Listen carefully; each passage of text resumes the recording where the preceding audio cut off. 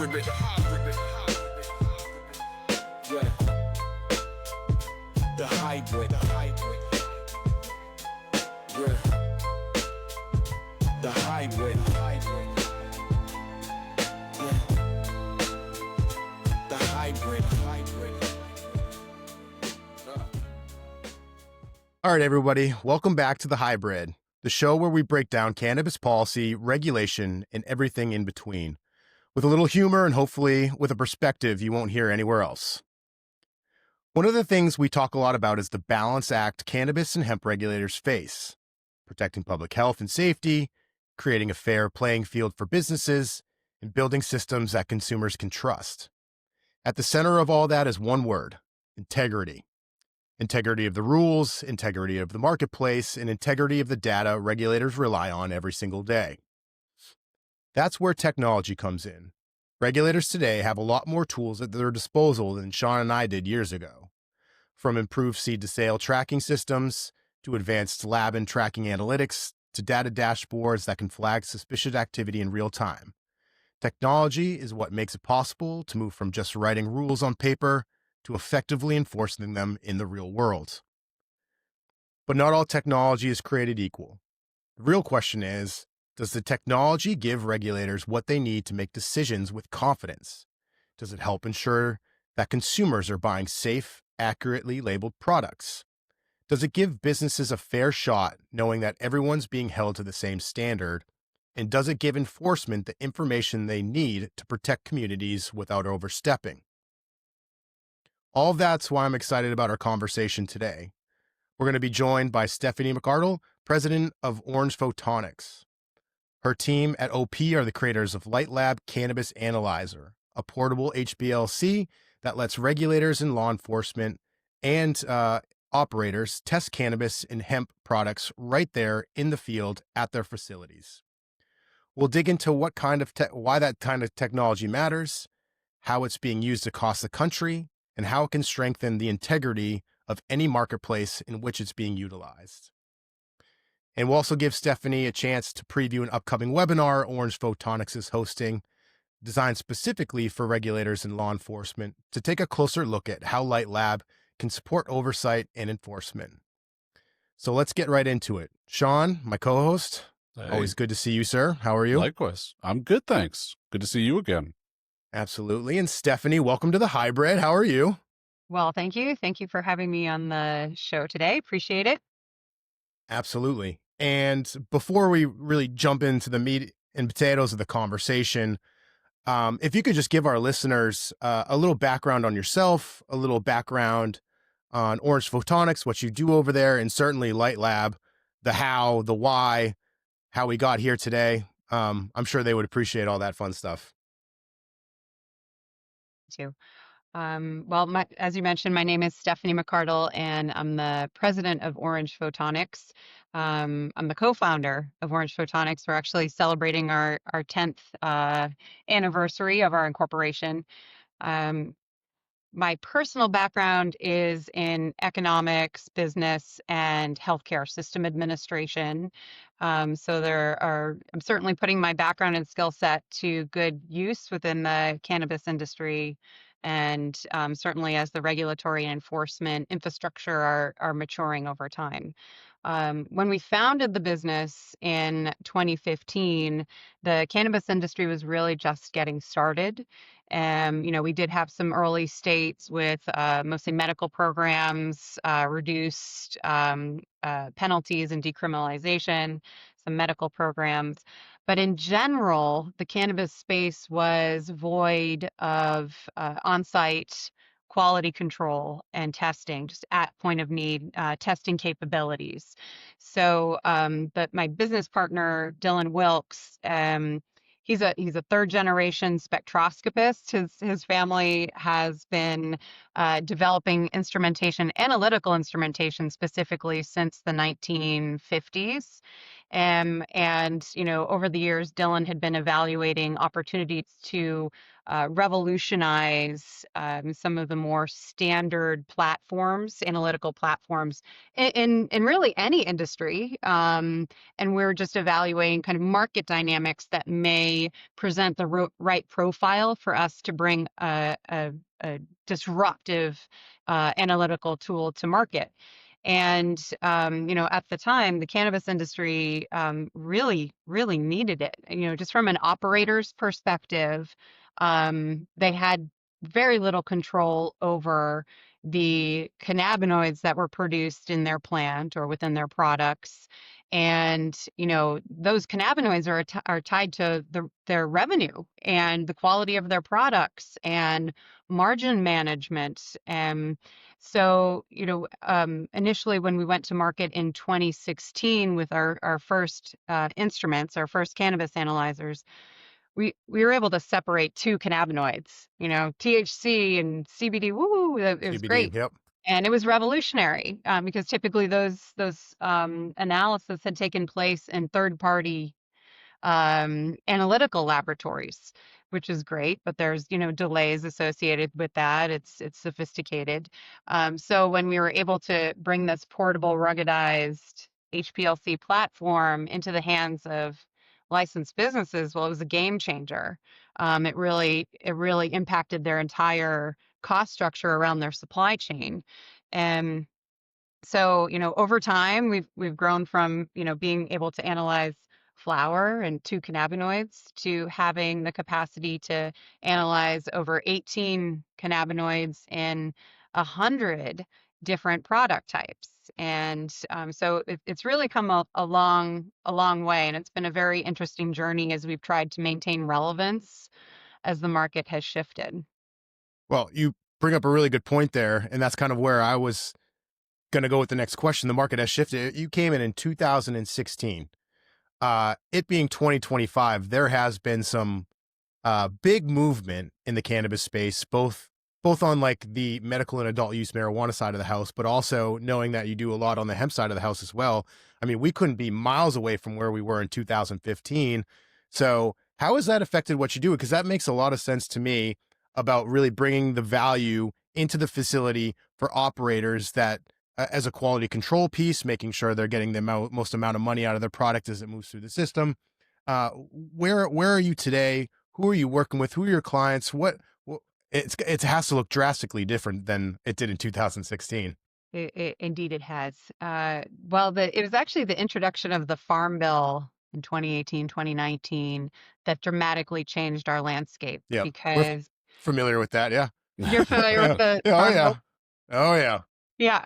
Yeah. So, I mean, and it's the definition, the language used in the Farm Bill, defining hemp as any part of the plant or product, seeds, extracts, et cetera, having less than 0.3% delta 9 THC on a dry weight basis. That's everything to our business and to the customers we serve, because now we have instead of supply chain management and certainly compliance, because there of course are potency thresholds and all sorts of knobs and levers to pull within the manufacturing space. But now there is a regulatory and enforcement need to be able to make that differentiation as immediately as possible.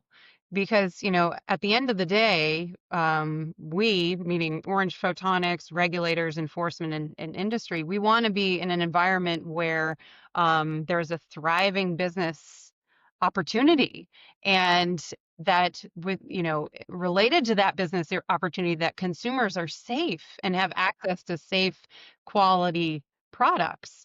So, we're at the very heart of that, where obviously, our customers are throughout the hemp and adult use, medical use cannabis space in every shape and form, but also researchers, universities, and people who are exploring drug applications derived from cannabis, synthetic and naturally occurring.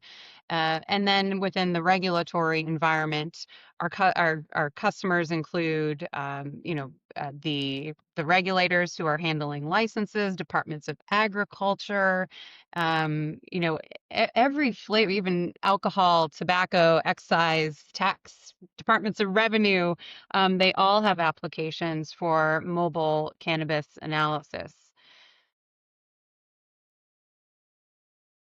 That makes sense to me. And talking to two former regulators, I think it's easy to understand and picture how the operators in the hemp or cannabis space are incorporating into their day to day, adding value to what they're doing. But help us better understand our listeners and probably Shawn, because he's a little bit slower than the rest. That's rude. Understand how your regulatory clients, what are they using it for? How are they using it on day to day, but also enforcement as well? Because I mean, off the top of my head, I can think of a handful of ideas, but it'd be interesting to hear from you. Really what they are using it for. Sure, absolutely. Um, so much of it stems in the hemp determination, hemp versus adult use determination of plant and That makes product. sense. Yes. Yeah. So it's, auditing licenses. A lot of our Department of Ag customers in particular will go out to hemp license holders and collect samples and confirm that they are indeed growing compliant hemp. Label auditing of plants and products out of retail outlets. Through perhaps secret shopper programs where there's a purchase of a product off of a retail shelf where they can test it and confirm if it's adult use or generally in compliant with their local laws. And out west in particular, there's a lot of focus around illicit grows. And, again, rolling back up to that hemp adult use license structure and what kind of products are being, or what kind of plants are being grown. And then, of course, as we move into the hemp derived, intoxicating hemp derived space, and ensuring that officers and agents and investigators are able to have that real time opportunity to test, because the last thing that enforcement teams and regulators want to do is to get in the way of a business that is operating in a compliant capacity.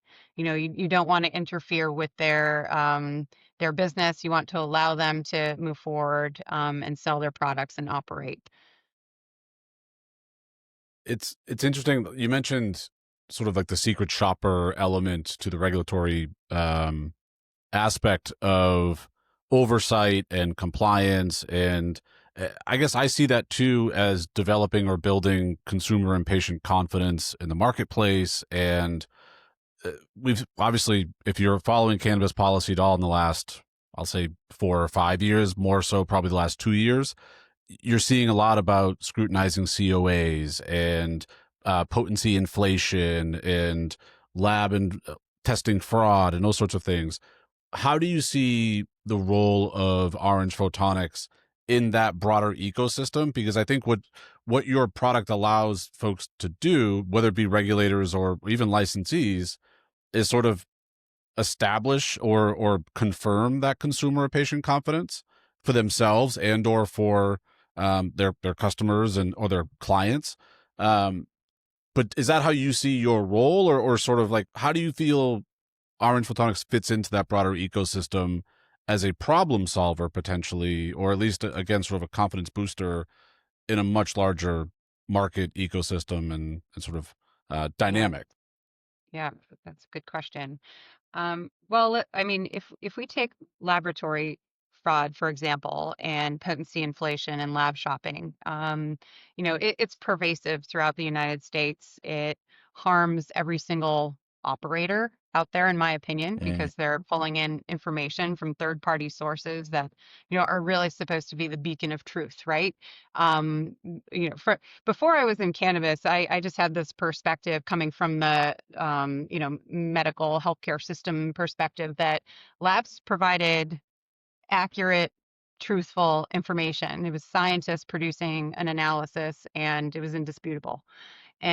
However, within the cannabis context, if you think about third-party labs, some are privately owned and Hmm. specifically providing, cannabis testing services. Some are diversified, right? And cannabis testing is an aspect of what they provide. Right. But at the end of the day, labs are businesses and they charge a fee for a service that they provide. They're competing with one another for business. They have overhead. They need to protect their profit margins. It's a competitive landscape for them. So, cannabis, labs have the economic motivation to satisfy customer demand. And in this case, customer demand are the licensed businesses who are they're highly motivated to move product and to stay alive and to produce revenue. So, they have the economic incentive to look for a lab that allows them to do that. So, I think the lab issue and the potency analysis issue, and we can put total yeast and mold to the side for now, it is the thing that's letting this industry down so thoroughly. Because if I'm a consumer and I'm going into a retailer and I'm looking at a package, I as a consumer, I have trust in the things that are for sale, right? That's right. If you're selling at, Hannaford's or Safeway or whatever, I would assume that, your labeling is accurate. The Advil I'm buying is Advil and the dosage is correct. So, those behaviors, those social behaviors carry through to the cannabis space. Um, and I think that's where we're letting consumers down, because we can't always back up what's on the label because we can't, we don't have the regulatory pressures that most other markets have and are so ingrained in those infrastructures. So for us, I get really excited to see our customers act in retailers and dispensaries because I know that they're using quality control when no one's watching, That's right? right. So to me, I feel like we hopefully are champions of the consumer and hopefully champions of a sustainable cannabis economy that will only come about if regulations are obviously appropriate but clear to enforcement and eventually are harmonized and rolling up to potentially a federal layer. It segues a bit, and I know Erik called me slow earlier, but one thing that I think is catching on with me is, and I wonder how you navigate this either for or with your clients, but also with regulators, is there is no uniform standard. There is no uniform testing protocol across the country. And I think to your point, as far as what consumers or patients expect when they present at a dispensary or a retail store is, they have an assumption, and I think it's a fair one, that there is a standard that has been met for testing. Sure, but again, it's state by state variation there, but also that there is some sort of quality control that occurs. And that consumer confidence, that patient confidence, it exists because of that expectation. And now here we walk into, I live in Massachusetts. I could go up to Maine. There might be a different testing standard. I could go down to Connecticut, same thing. I could fly across the country to California, same thing. And so how do you as a company navigate sort of those state by state protocols and requirements? And then this is sort of maybe not a fair question, but almost like how do you calibrate for something like that on the equipment, but also, again, if I'm a multi-state operator, I guess, how do I work with a company like Orange Photonics to make sure that my products are both meeting the local standard that might be required, but then, like, are you helping or are you thinking through what best practice could or should be, or like how involved do you get with customers, including regulators, around sharing what you're learning across the market? And because I think you're at a real central point of just organically finding out what best practice could or should be because you're working with so many different inputs into a broader system. Right, right. Well, there are a lot of facets to that question. Sure. Yeah. Sorry about that. I tend to think out loud. That's great. Well, a lot of we take the lead from our customers in most circumstance because no one understands their market position and their regulatory responsibilities and legislative frameworks better than them. They're the boots on the ground. Um, so typically they're a primary source of knowledge, and we're here to support them. So often we'll have discussions regarding maybe some of the challenges that they're dealing with, either in I don't know, the wholesale biomass that they purchased wasn't what they expected, but this is their end goal. Or on the regulator side and enforcement side, the legislative patchwork is so diverse that it's even down to the city. So we try to take a step back and offer almost question sets that will allow our customers to lead themselves down, a thought process and to an outcome that's suitable for them and their responsibilities. So for example, we had a really interesting kind of customer initiative in Canada. We have a very large customer licensed producer, and in Canada, of course, they roll up to Health Canada, which is Hmm. federal, but then the provinces have more of the regulatory control and impact in the structure of the marketplace. So we had one customer who approached Health Canada to say, hey, we're having issues with our lab. We would like to move testing in-house across our entire footprint. And so Health Canada met with them, reviewed the proposal that this light lab user and licensed producer was presenting to them, and made almost like a pharmaceutical model, right? Where the FDA comes into the pharmaceutical and evaluates their quality control and quality management protocols, and they audit their logs. So in this circumstance, the customer had a few back and forths with Health Canada, and at the end of the day now, they do their testing exclusively by using Light Lab across their system, across Canada, and then Health Canada comes to audit, their what the data that they've captured. So, I think on the law enforcement front too, we try very diligently. We're very committed to trying to ensure that the enforcement teams are able to make decisions that are data backed. And so we try to eliminate as much of the gray area as we can from an analytical sampling perspective, and also to flag things to say, hey, I mean, just kind of through analytics, through the metrics, to flag to say like, okay, this is a unique sample. Take like pause and think about how this plays out and for this business owner and for your path to address them being out of compliance. So we don't want them to make mistakes either. And I want to go back to what you were talking about, the in-house testing and auditing, because I think that's really what the future will look like, because I would imagine most industries are regulated that way. This third party independent lab testing setup is a little unique, although it is a new industry, and I think it's probably appropriate. But when Shawn was talking about how do you go from state to state, jurisdiction to jurisdiction with kind of the patchwork, the way that I think about it, because we're talking about potency and the cannabinoid contents and measuring that and making sure that there's integrity on a number of these fronts, which I think I covered beautifully in the monologue early on. You covered it. I covered it, but like potency is potency. Either you're lying or you're telling the truth as far as what's on it.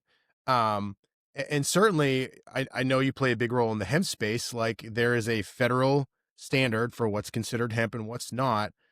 So regardless, the fact that both operators can in-house do quality control and make sure that they are putting product that's accurately represented with their label on the store shelves, and regulators can go out and audit, making sure the same thing.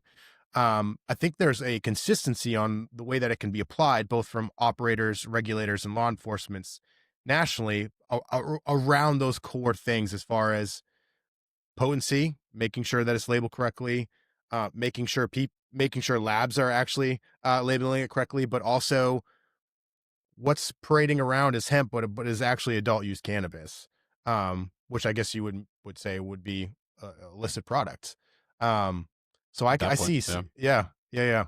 So it's just it's so interesting, and can understand why you're working with so many folks across the country on this stuff.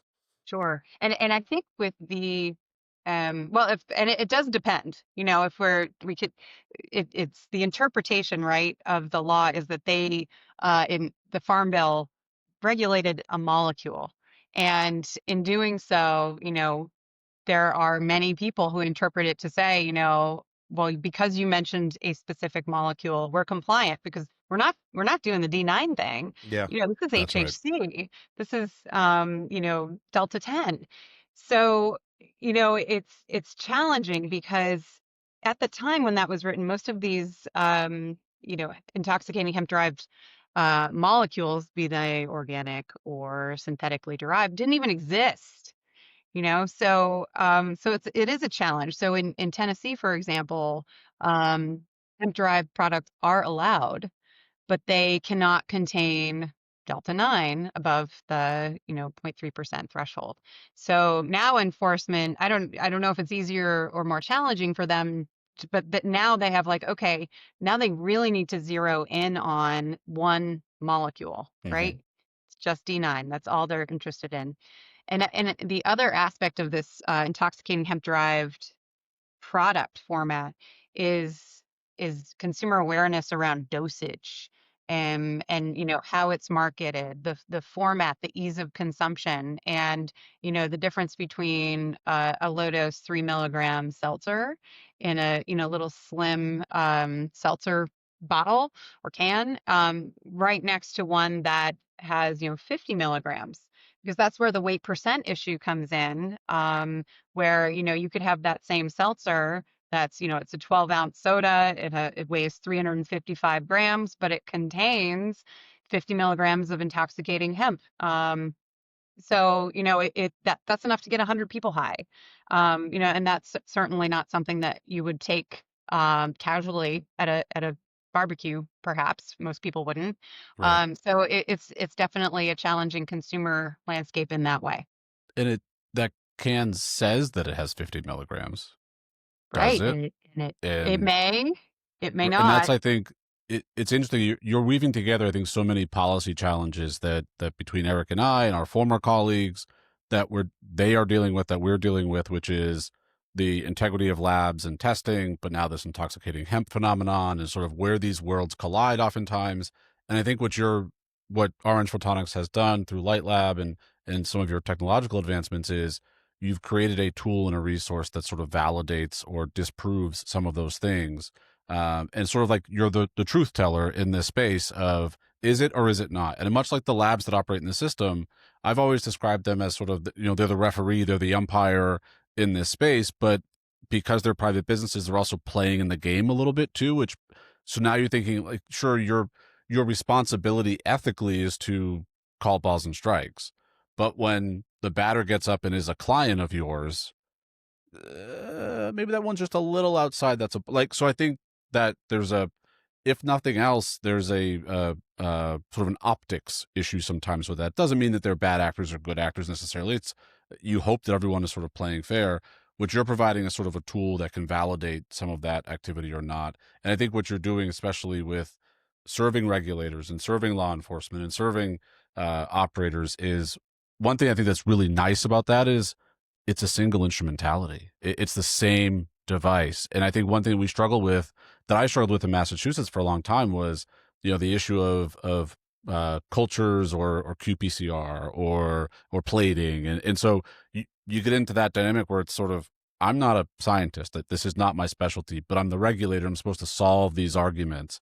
If people would just use the same device or the same instruments each time into the same standards, then we're actually getting good apples to apples data versus now in a lot of jurisdictions, as long as it's ISO accredited and sort of you can, demonstrate your methods and consistently produce those results, it's validated and off you go. Congratulations, you get a license.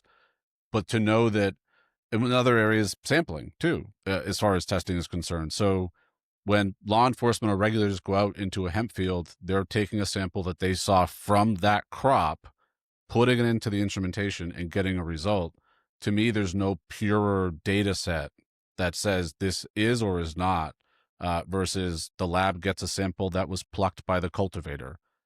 It may be representative of that larger batch. Maybe it was sprinkled with keef. Maybe it was remediated before it was sent to the lab. And so I think what you're providing regulators, and hopefully, again, through them to the consumer, to the patient, is sort of like, again, there's a purity in this test, a reliability in this test that's actually conducted. And so I think, I'm not sure if there was a question again in that long rambling thought process, but I guess to get to that is do you see it that way, as far as your role is sort of central to either building or rebuilding some of that trust? But also, is there value in having across jurisdictions, but across maybe sectors, again, operator, regulator, law enforcement, sort of that single instrument that is a throughput for all of them? I hope so. I hope that we are providing transparency and truth, and the I think that the thing that on-site testing provides is that point of honesty, because if you're an operator, you are after the accurate accurate data regarding the potency of the plants and products you're making, because that's where your revenue sits Mhm. and that's where your costs are. If you're buying biomass, if you're processing, you're checking out your manufacturing temperatures and times and output and all that. So I think in that context it is a source of truth. I i envision a future where perhaps there is some conduit between internal testing and the regulatory layer. And, I'm not sure what that looks like. I'm not sure if Mm. that is, an element of a voluntary auditable seed to sale system, with some inputs that are, quite like the Health Canada relationship I mentioned earlier. But I do hope that that is an element of truth and transparency. And similarly, when it comes to enforcement regulation and prosecution, I do hope that, the person that's collecting the sample, now they have data on what they've collected. There's a chain of custody.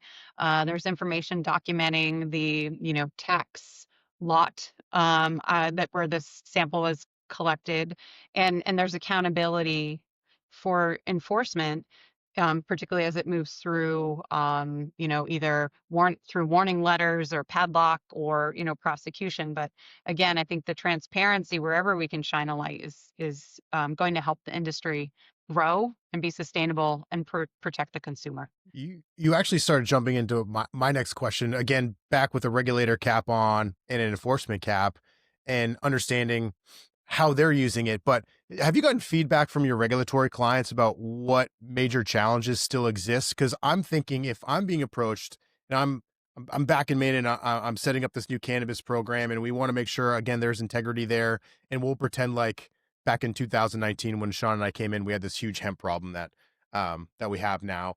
But I'm thinking, all right, if I'm going to use Light Lab, and I'm going to use it to bring integrity to the adult use program, I'm going to make sure that the hemp products are legit and legal. They're not getting in the hands of people they're not supposed to, yada yada yada. If I do take an administrative action based off of my findings on Light Lab, uh, it, am I confident in doing that? Do we have precedents there?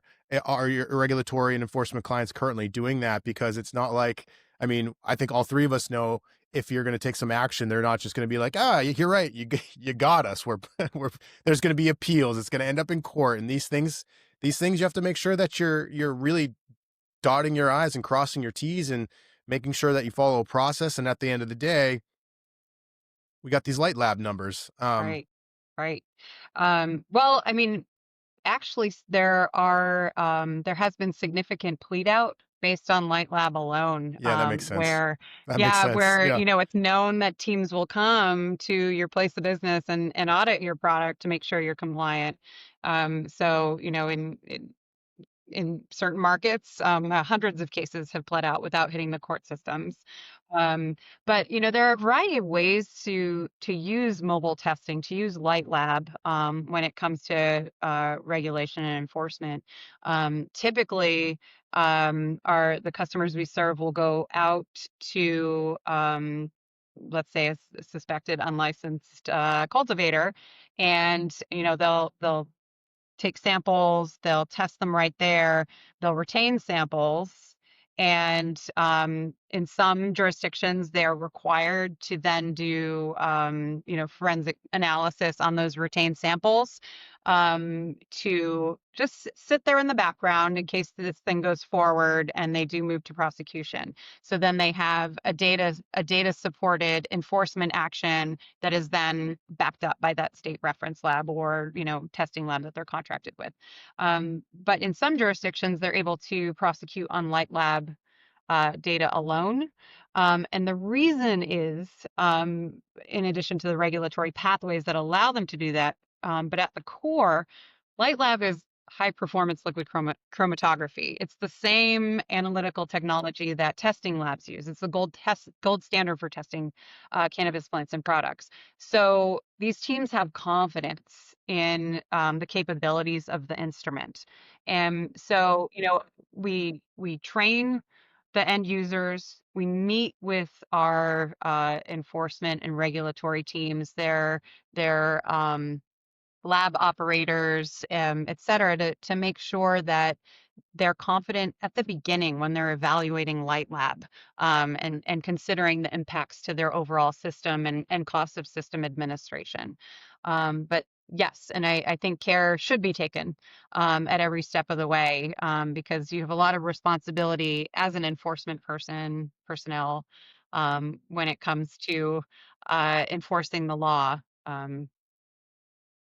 It it also shortens the time span of an investigation potentially, but it also reduces the chain of custody a little bit as well, which is convenient, helpful, limits risk to the regulator in that instance as far as liability.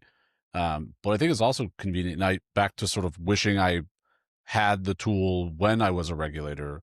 Is regulators, especially in the context of Erik and I and our peers in marijuana programs, medical or adult use, it's hard to find that standards lab. It's hard to find that reference lab. It's hard to find that even compliance lab.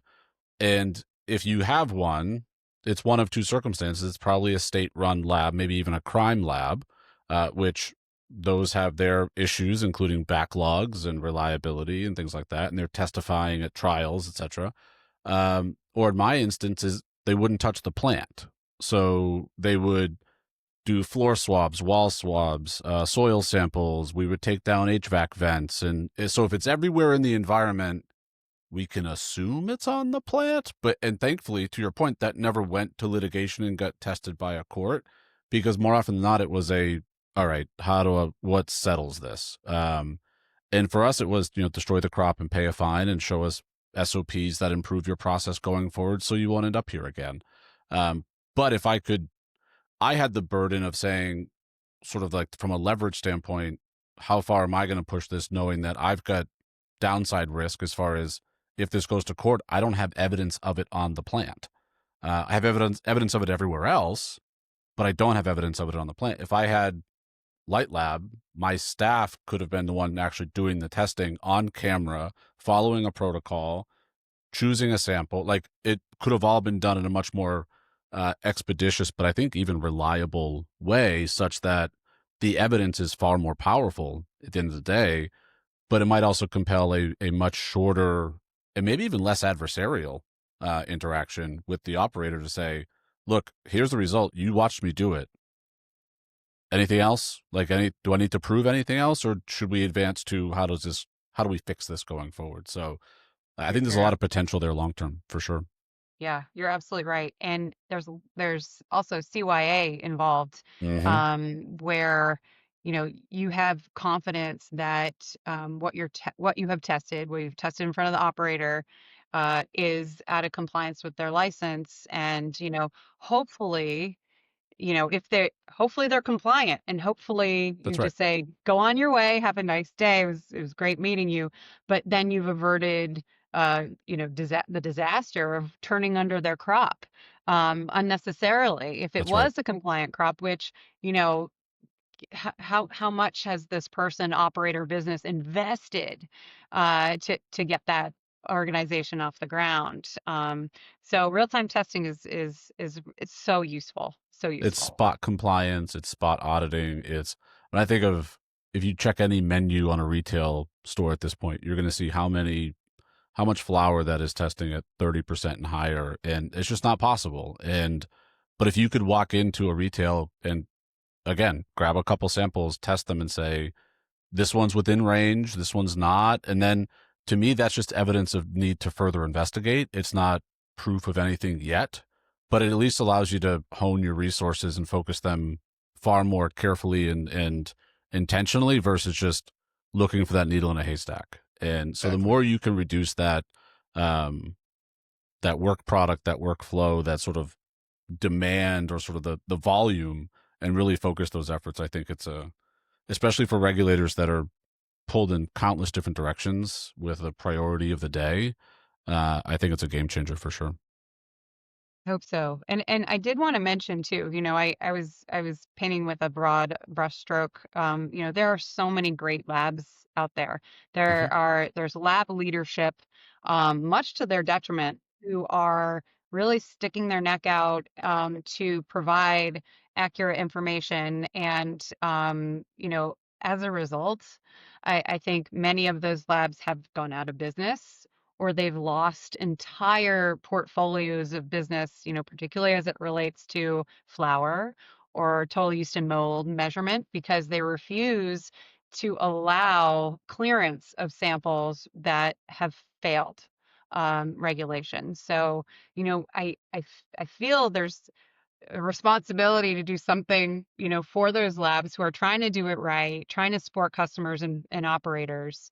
Um, and I don't quite know what the situation, what the solution is, without a heavy hand from regulators, and, perhaps mobile auditing, or, some kind of fine structure, to help curtail the And illegal behavior, yeah, or and that's fraudulent such behavior. Yeah. such an important piece too. Again, talking about the integrity of the program, and certainly Light Lab could be part of that equation, because I can guarantee you every single regulator uh, knows who those good lab operators are and who the bad ones are. Like I I could pick them out 30 seconds after meeting each one, and I'm sure Shawn could do the same. Well, in Massachusetts, Yeah. it's true. Like somebody should actually say it. Like you can tell Well, who the good ones are, and certainly the ones that want to do it the right way for the right reasons are the ones that you want in your program doing the testing. So as a regulator, having those tools to make a competitive environment where they can thrive and survive and have good testing within your program should be certainly a priority of the work regulators are doing. one So, point I so always there's make, though, on the piece of knowing the good operators or the bad operators, the challenge of a regulator, unfortunately, is knowing it and proving it are often two different thresholds. And I think that was always the struggle. It was a frustration of licensees to say, if I know they're acting up and you know that they're acting up, why aren't you doing anything about it? And I'd always say, like, you can know it, you can suspect it, but can you prove it? Because that's my burden as the regulator, is I've got to prove it, and I've got to prove it to at least a standard that is, if this does go to court, my process is defensible, my data is reliable, and because I've always, like, to shoot and miss is sometimes worse, because that just sort of validates the scheme, the fraud, like it. So that was always my struggle and my frustration was it's like, I think, to Erik, to your point, like I know it. I know who these people are. I you might meet them and sort of get that feeling, but also, can I prove it? And again, I think a product, and this isn't meant to say, like, I think the value that a product like Orange Photonics and the Light Lab serves is, it's a tool to be used in that effort, but it's also a tool for operators to use to check themselves. It's a tool for law enforcement to use. It just has so many use applications to a variety of stakeholders. And that's why I mentioned earlier, as far as your input into the entire ecosystem, the amount of intelligence that you're gathering that I think is serving a valuable role in the entire environment is just a value add to anyone that sees or has a need to sort of test in this space. So in that sense, it's nice to sort of fit in every category. Keeping us So, busy. yeah. That's for sure. So before we go to Stephanie, an opportunity for you to talk a little bit about the webinar that you have upcoming. Certainly want to make sure that our listeners, because I would imagine they're very much in those circles of the people that you're hoping to attend. Um, we talked about going to market in 2016, looked very much different than it does the way it looks today. But what is the future holds for Orange Photonics and Light Lab? What's the ideal state? Where are we going to? How can we best serve our operators, our regulators, our enforcement? Um, I know you got a vision. Have a vision. We do. Well, from an operator's standpoint, we've worked really hard to try to maintain pace with industry. New analytes, new cannabinoids, new product formats. I mean, one of our team was testing a cannabis infused ice cream a few months ago. So things are always changing, and the capacity to be able to test in a deployed environment is critical. So, certainly we're going to continue to grow in that way. But we've also set our sights on the psychedelic space Right. where, we have Colorado and Oregon moving forward with business licensure and health and wellness segments of the industry. And, again, the same challenges that we saw around testing do exist. But, from my perspective, the opportunity to I mean, the beneficial application of psychedelics, mushrooms, and related compounds is undeniable. In treatment for PTSD and a variety of things. But there's also the possibility of harm with inaccuracies related to the active ingredients that are, either that are in like chocolate, for example, psychedelics chocolates, where dosage is absolutely critical. There's such a large difference between a microdose and, a day-long experience trip. So we have released our instrument to industry, and they have been using it to test psilocybin, psilocin, 4-ACO-DMT, total active psilocin, and total tryptamines. So I feel like we're at the starting point in serving industry there in the health and wellness space. But we will be moving into serving the regulatory and enforcement space probably by the end of this year. And because it's the same thing where their enforcement teams are encountering products without, for example, age verification gates, at these unauthorized retailers where, I have kids. I don't want them, buying something that they shouldn't be buying because there is harm associated with that. So we will be going to market with that. And that's a public health concern again.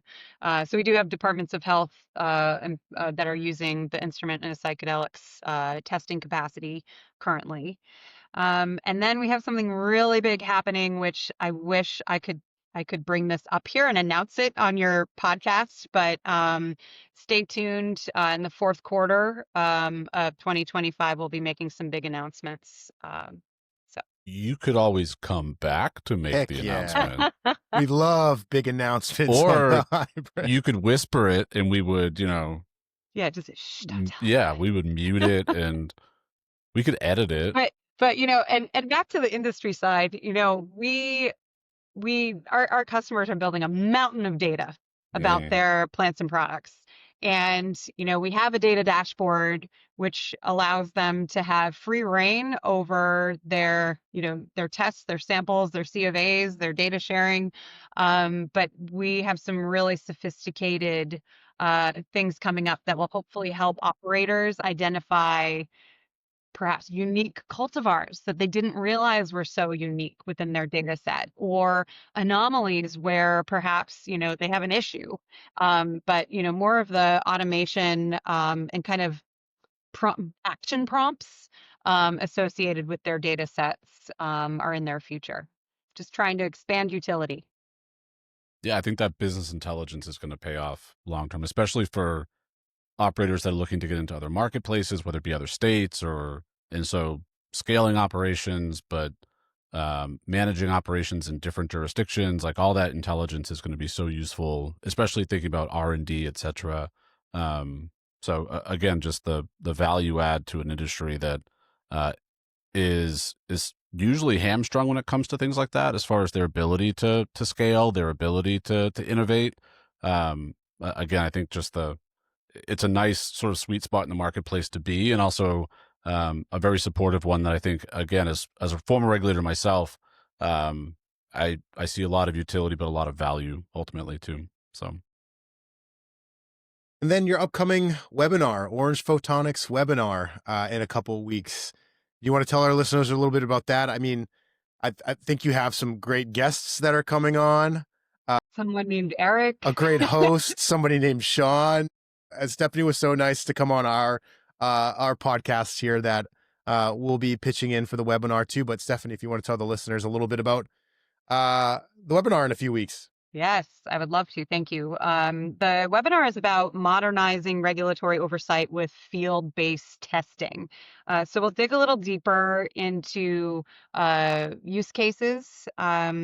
We have, in addition to yourself, Erik and Shawn, we also have Lieutenant James Diana from the state of Delaware, the Division of Alcohol and Tobacco Enforcement coming on.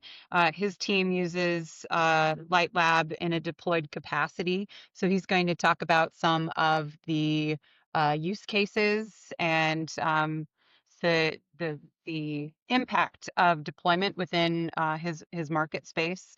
We'll talk about some of the themes that we touched on here, but in a little greater depth, including intoxicating hemp-derived products, labeling accuracy, and product classification, potency manipulation, and then, of course, at the end of the day, how consumers are impacted by our failure to 100% guarantee that the thing that they're buying is safe and appropriately labeled. So we're really looking forward to that. That's on Thursday, September 11th at 2 p.m. It is a webinar by invite only. So we just ask that if you're interested in joining and listening in on the discussion and perhaps submitting some questions to our learned panelists, that you reach out to Shawn or Erik, or keep your eye on your inbox for such an invitation. Yeah, and I'm sure, Shawn, we could throw a little link in the description. Get some folks on the webinar. Get some good questions for the distinguished panelists. Notice how she said the learned panelists, not the learned moderator. So I picked up on that. Don't you worry about that. Ouch. It's nice to get the band back together, though. That's great. Looking forward to it. And again, Perfect. I think it's outside of webinars and things like that. How do people find out about Orange Photonics? Or if I am law enforcement thinking, I wish there was something out there. I wish I had this. And again, I was a regulator thinking, I wish I had access to a tool like this. How else does Orange Photonics sort of get the word out, or sort of let people know that this resource does exist? And because to me, it feels like the future a little bit, of like the portability of it and the sophistication of it. Sure. The future's now, though. So if I was law enforcement, want to learn more outside of the webinar and things like that, what else could I be doing to find out more? Yes, the future is now, and the future is orange. Copyright, trademark. Yeah.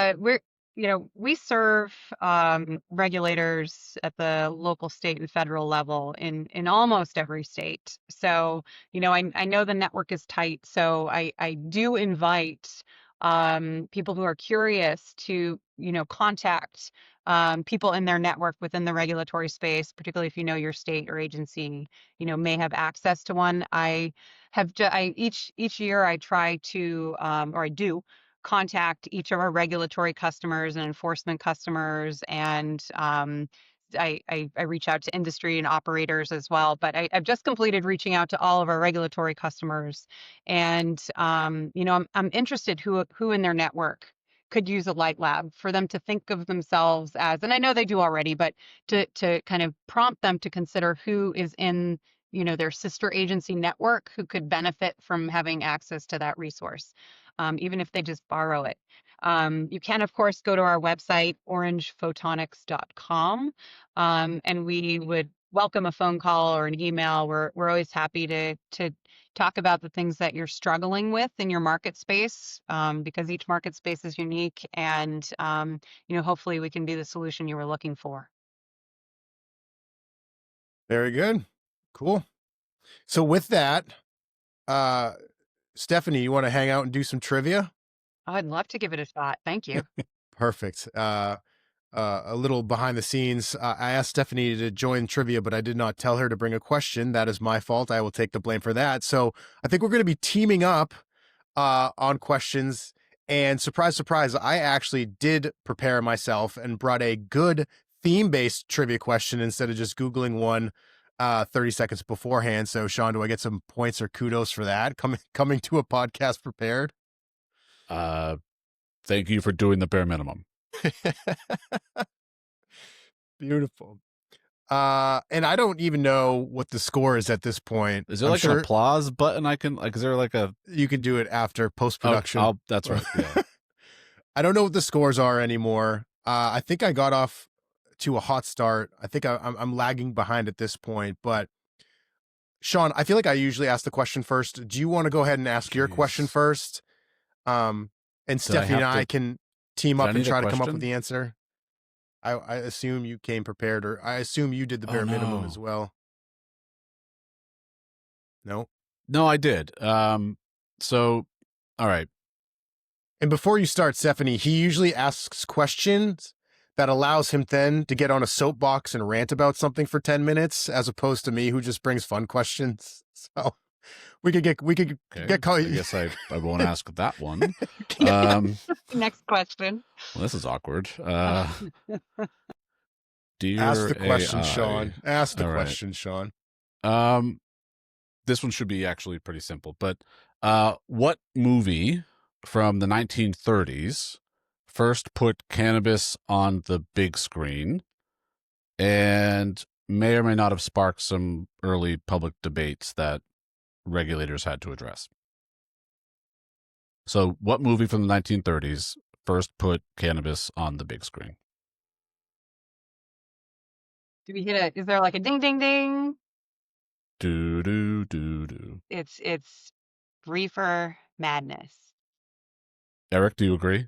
I do agree with that. I was that was the first one that that was the first one that popped into my mind. No, I think that's probably right. But when you had said movie, now I'm thinking of like, oh, it's a pop culture reference in like Grease or something. But no, I think Reefer Madness is the right answer. Thank you, Stephanie.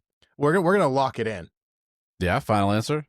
It is Reefer Madness. Congratulations. Hell yeah. Extra points if you know the year. Want to take a guess? I said 1930s, so you've got a 1939. 5. Ooh, I'll go 5. Stephanie will go 9. All right, it's 1936, so closest without going over. Closest without going over, Erik. Yep.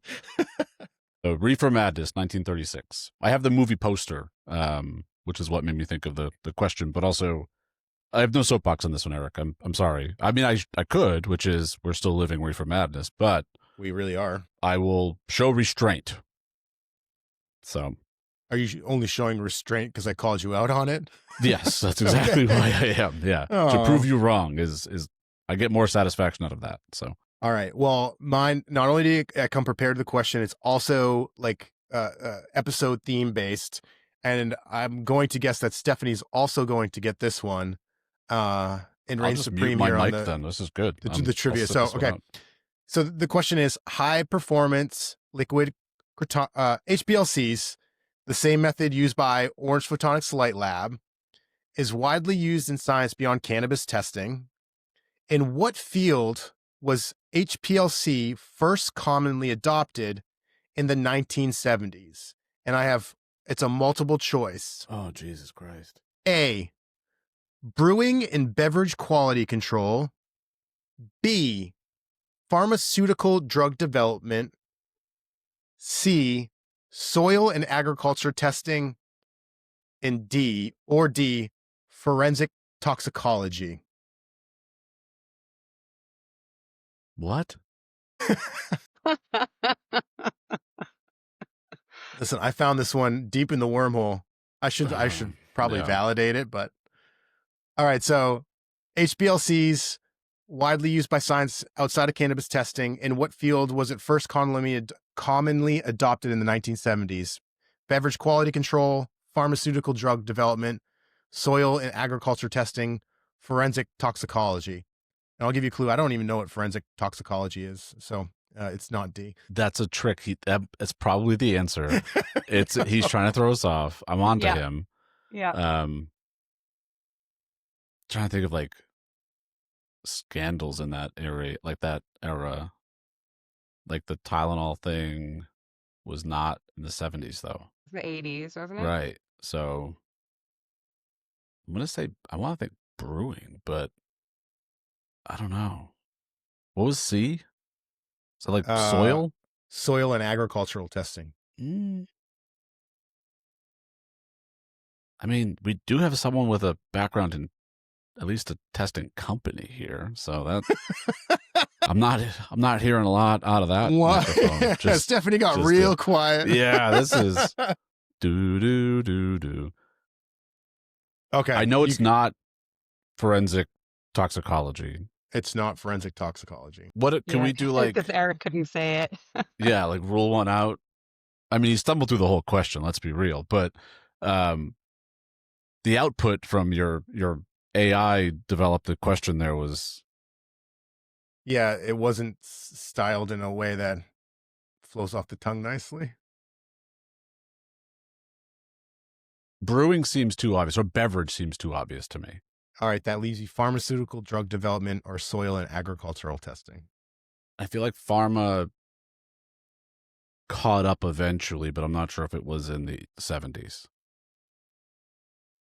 Soil seems boring enough to be right.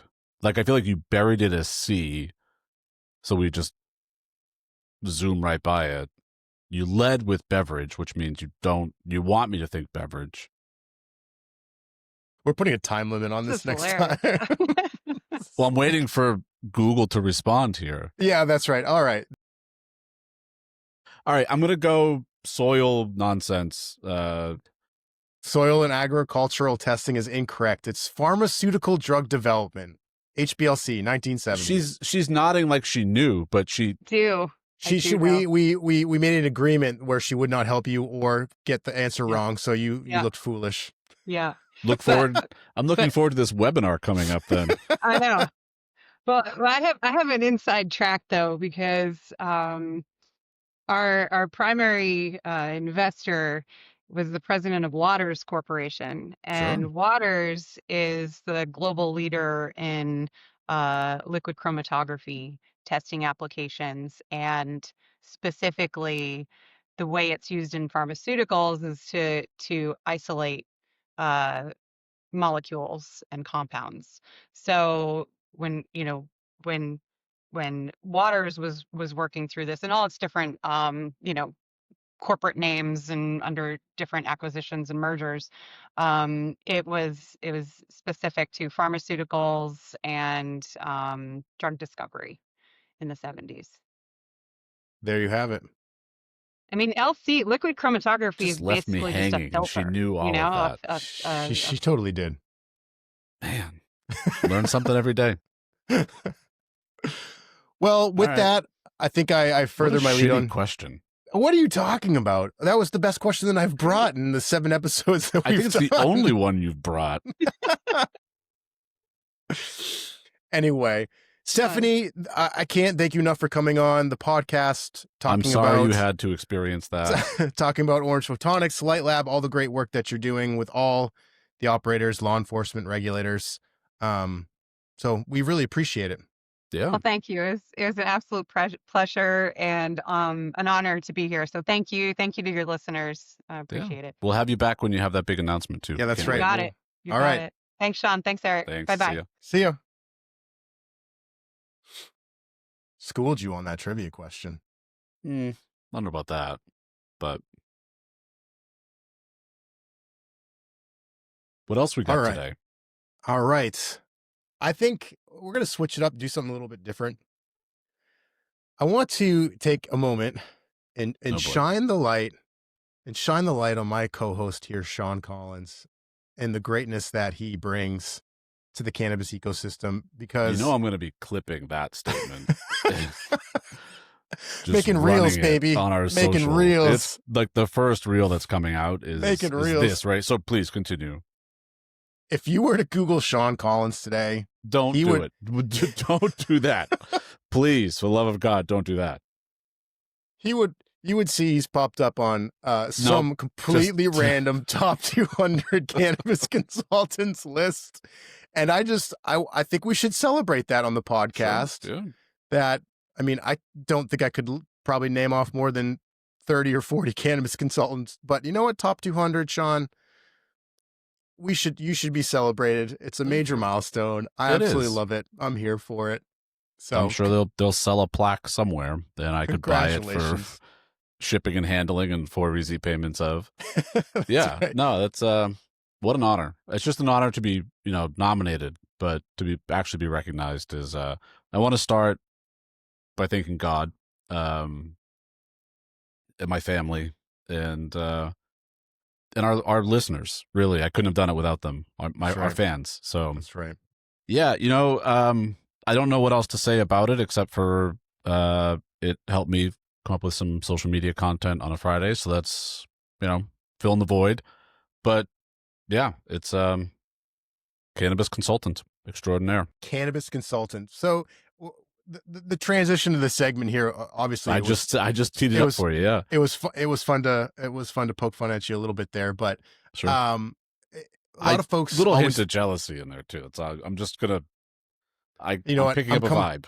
I'm coming out with my top 10 cannabis consultants list next week. You're nowhere on it. Because there's only 10 of us. I'm on that one too. So it's fine. That's right.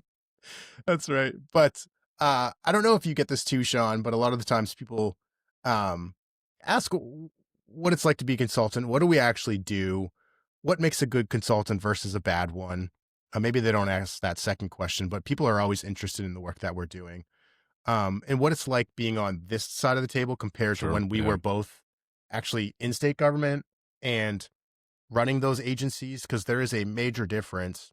Mm-hmm. So in this segment, I think the listeners would be interested in hearing about what we view our roles are, kind of what we are doing today, how it differs from what we did at the state, and any fun stories, or if we miss anything from our prior roles, or if things are just way better as consultants. So I know we've talked a little bit about it before in little dribs and drabs, but Shawn, what is it that you do that makes you a top 200 in the global that's cannabis right. consultant? Thank you that's right.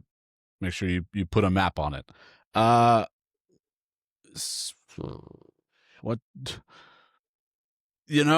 is it that I do?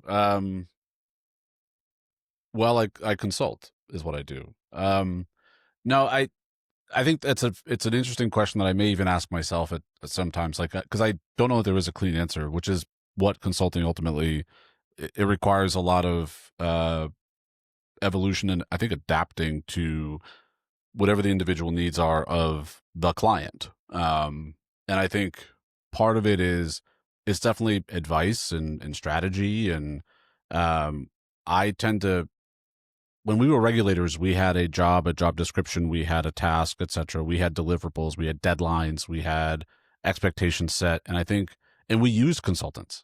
We used folks that had either an industry expertise, whether it be we use consultants for IT, and we use consultants for, I think even sort of scheming out a regulatory scheme and process, and consultants for media, and like how do we develop a program that is our social equity program, and how do we advertise that or sort of get that or promote that, I should say, to ensure folks are actually aware of it. And so what, as a consultant in that instance, what you're really doing is you're kind of zooming in on the individual need and then finding sort of an issue or subject matter expert to plug into that and say, give me your download, give me your perspective, give me your advice, give me your lived experience, and inform this task, this thing.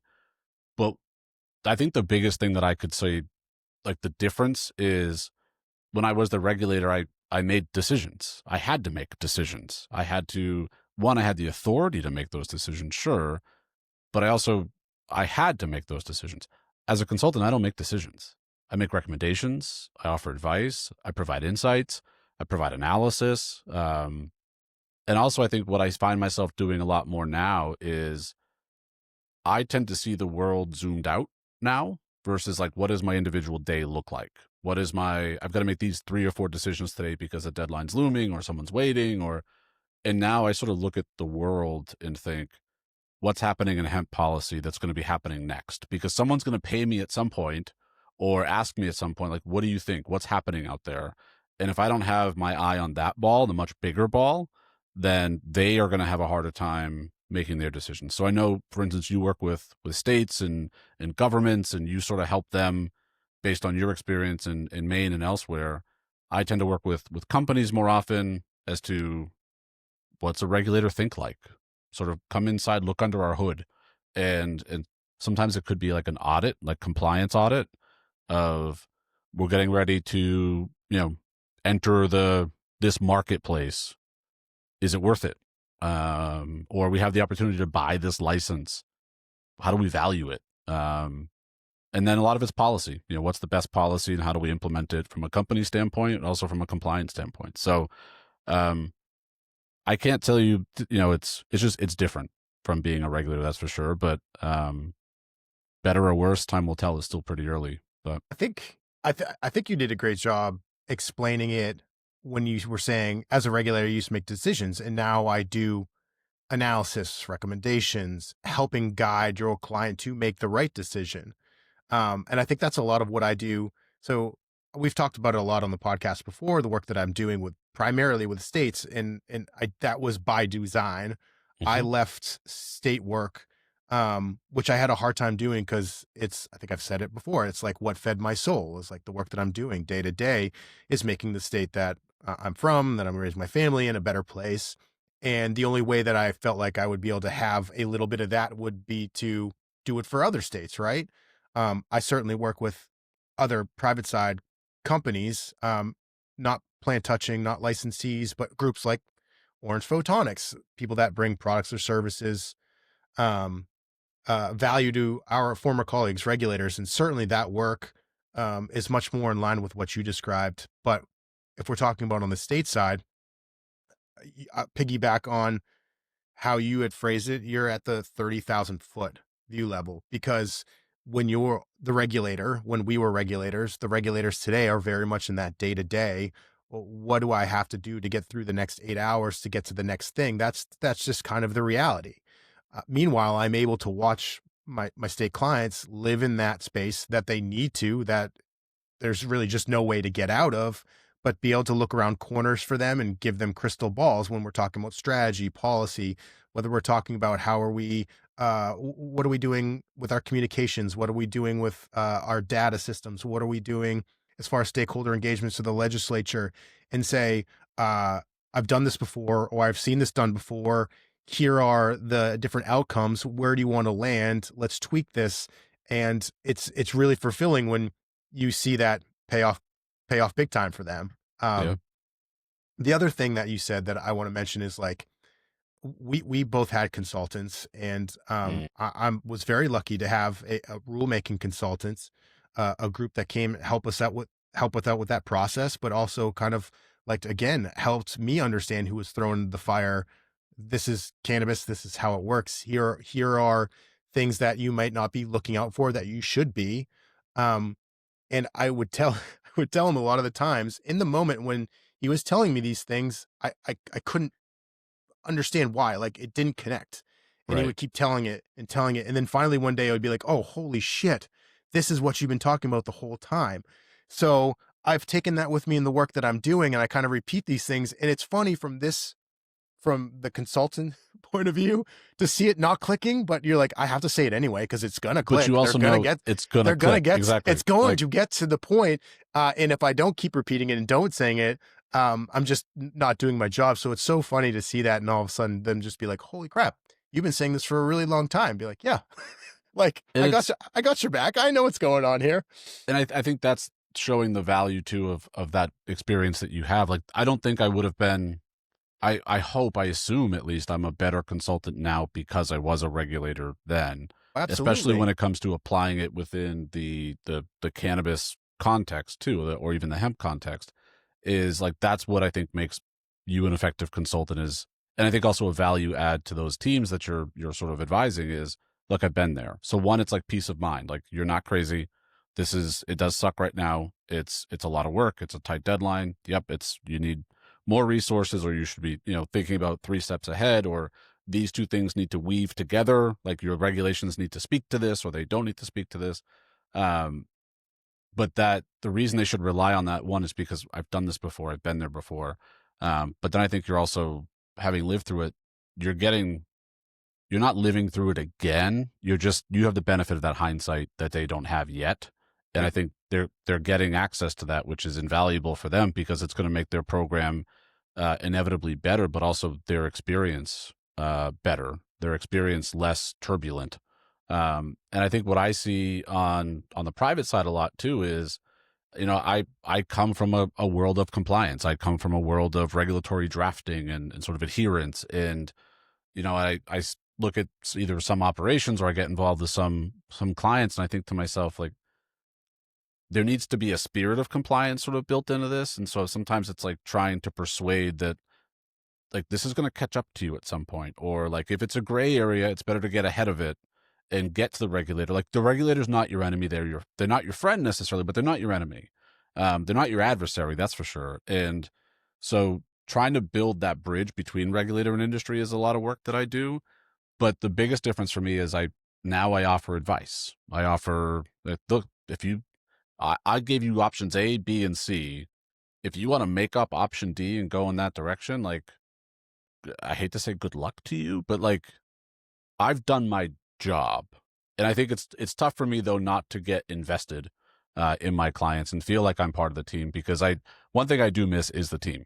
And I think you have this experience too, is it's me. Like, I am my company. And not to be like sad about it, but it can be lonely at times, where it's like, talk to a client, offer your advice, and then they're like, all right, we're going to bring this back to the team and we'll get back to you. And I want to be like, can I come? Can I talk to the team? I don't have a team. But that's a big difference for me is we built a lot of rapport at the agency when I was there. Having built it, we had a lot at stake there. But I think we did really interesting, really important work, and I like still being part of that work. I just miss that world sometimes. Well, I will say it's different because, I work, even though my company is just me, I work very closely with Cannabis Public Policy Consulting, my colleague, Mackenzie Slade, and her team. Friend of the pod, been on the pod. We have to have her back. Absolutely love and enjoy. Does she have a big announcement to make, like Orange Photonics? Well, we'll bring her back when she does, certainly. But it's a little bit different than the team back at the state. Again, and I think you can explain it nicely when we were saying, when you work at the state, it's like minute to minute, hour to hour, week to week, kind of focused on, it's just kind of you're hunkered down in a bunker together.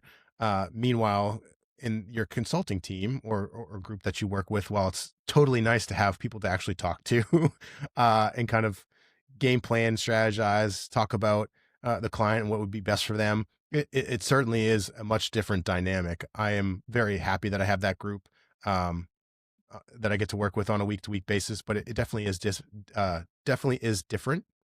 And Shawn, you can call me anytime when you get lonely, man. Like, I'm only 90 minutes away. Come back to bite me. Yeah. But no, you're right. I think having that team environment, and the other thing I think that you and I don't know if we're unique or not. I think there's a lot of, single proprietor shops out there, especially with the unique expertise, but we have that agility and sort of the nimble approach that maybe a bigger consulting firm wouldn't have, or maybe, I'm an attorney, so I could have gone to a law firm, I could have gone to a consulting firm, but I like the ability to really invest in the client, but also one of the things that I like is I have sort of the opportunity to say, this is really interesting to me and I want to dig in, because one of the things that is my background, I worked in the legislature, worked in Treasury, worked at the commission, was it all had policy involved in it. It all had politics involved in it. And so if someone comes to me with like a puzzle that I just want to solve, as just being myself, I can say, yeah, I want to take that on. Like, that's really interesting to me. And if I was working at some giant firm, I don't know if I'd have that luxury, if I'd have that flexibility. And I think much like you, as you're working with states, it's like you are uniquely situated to be doing the work that you're doing. And it's going to be almost nearly impossible for some of those big firms to try to even replicate that or try to produce that. Plus, it's going to be really, really expensive for a state to deploy a resource like that. Yep. And as you and I know, states that are in the situations like you and I inherited in our respective states aren't flush with those resources to, and also go through these like long-term procurements, and like, it's just, bureaucracy is a puzzle itself and a maze sometimes to navigate. So I think you and I made choices to become consultants, and I don't regret it for a second. I love the work that I get to do. It doesn't mean I don't miss the work that I did. But life goes on and we mature, and here we are. And again, sometimes you get recognized by random websites that, How come? You know what? No, I'm sitting here today thinking, why didn't we do this together?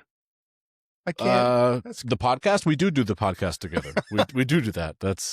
Look at us now. Yeah, nice pivot. Nice pivot. It's really a joy to do this with you. It's an honor. It's a privilege. So maybe someday we'll have one of my clients on here. That'd be nice. We should rename the hybrid home to Shawn Collins' top 200 cannabis consultants. I mean, it's you kind haven't of a checked our mouthful. social media, have you? So There's a whole good. new theme song too. All right. Coming up. This was exciting though. I think this was a good one. You want to take us out? You always do it much better than I do. Sure. I don't know why you can make these things sound better, but you do. I do my best. Obviously, again, thank you to Stephanie from Orange Photonics. It was really great to be able to learn about the product and the work that they do across the entire industry in every single segment, and really supporting I think we talked about it briefly, the consumer confidence, the patient confidence, but also the compliance elements across cannabis, across hemp. And so just grateful for her to sharing that perspective with you, with us, and certainly looking forward to having her back as she has more announcements and things to talk about. Thank you to Erik for recognizing the accolades that were sent my way. Grateful for that. Another opportunity to tout that. But this has been another episode of The Hybrid where, again, we try to bridge the gap between the really dense, complicated cannabis policy and I think the pop culture environment that it lives within. And we try to make it as discernible and as digestible as possible for you, our listeners. Feel free to tune in next time. Obviously, we'll have another trivia round that Erik and I can try to stump one another. We'll have another exciting guest as well. In fact, this is catching on enough that we hopefully have a handful of guests coming up that we're trying to coordinate. Yeah, the we got quite the queue lined up here. Yeah, which is exciting, and I think something that tells us that there's something here as far as the hybrid's concerned. This platform we want to try to offer. We're excited to offer our listeners more access to people that we respect in our circles, people we've come across, but also people that might be on the other side of the ledger. As far as we are regulators, sure, we have a perspective, but there are operators out there too that maybe they want to give us a piece of their mind, or maybe they just want to have a quick chat with us. We'll see. But again, we hope to bring you more episodes like this down the road in the future. Until then, though, be sure to like, subscribe, and hit all the buttons that we have. And but thank you, Erik, for doing this again. Thank you for bringing Stephanie our way. And until we see you again, hope everybody stay safe. Like and subscribe. See you. Yeah, do that too. The hybrid. The hybrid. The hybrid. The